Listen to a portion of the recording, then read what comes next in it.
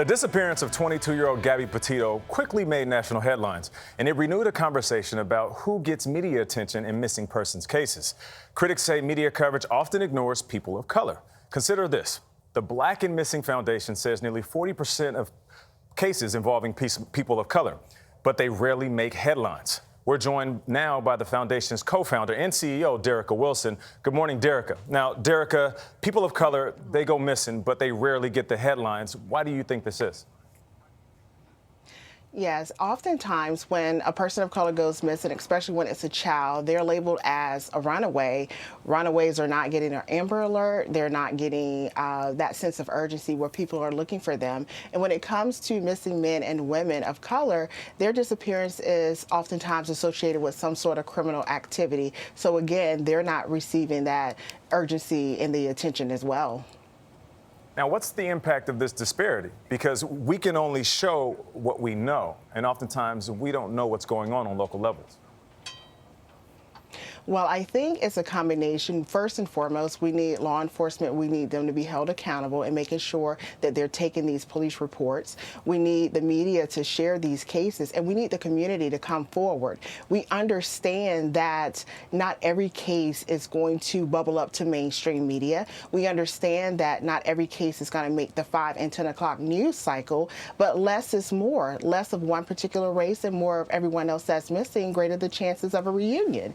You know, we can name the Natalie Holloway, the Kaylee Anthony, the Lacey Peterson, the Chandra Levy, but no one can name one Black or brown missing person of color in the United States. Not one. So Gwen Ifill, the late Gwen Ifill, had a phrase for what you're describing. It called it missing white woman syndrome. Can you explain that? Yes, that term is actually, unless you're, fairly attractive, white, blonde hair, blue eyes, your stories are just not sensational enough. And these families, they're desperate. Over the past few weeks, we've seen the news coverage with Gabby Petito, and our hearts go out to the Petito family. But there's a lot of Gabby Petitos in the Black and brown community. These families are hurting. They're so desperate to find out what happened, and they want to understand, why is that case any different from their missing loved one? Because there is nothing worse than not knowing if your loved one is hurt, if they're being mistreated, if they're cold, if they're hungry, if they're going to walk through the front door again. Yeah, and that is a question, Derrica. Why is their case any different? I still don't understand why there is a difference. Can you really talk specifically about why you think? Is it the media to blame? What do you think? I really think that we need more diversity in the newsroom. The decision makers don't look like us. And so, we have to fight just to get our stories out there. Our lives are devalued when, families go to law enforcement to report their loved ones missing.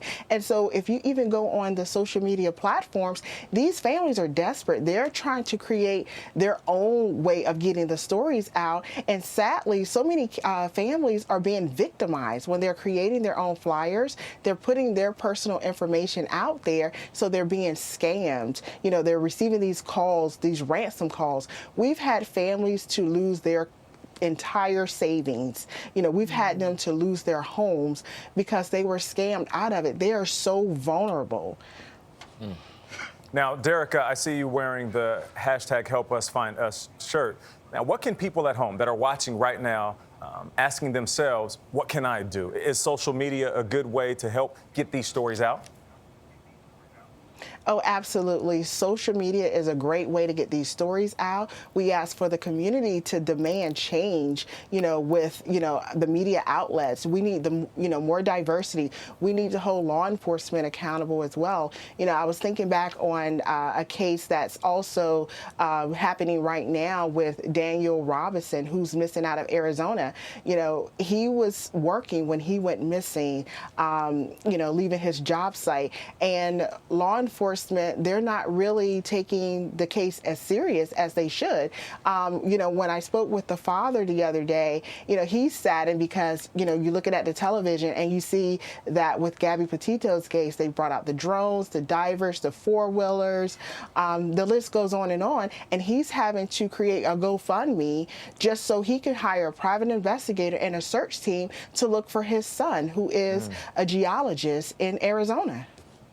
Yep, I just heard about that story last week. Listen, I love the help us find us, because the media attention, as we all know, makes a huge, huge difference.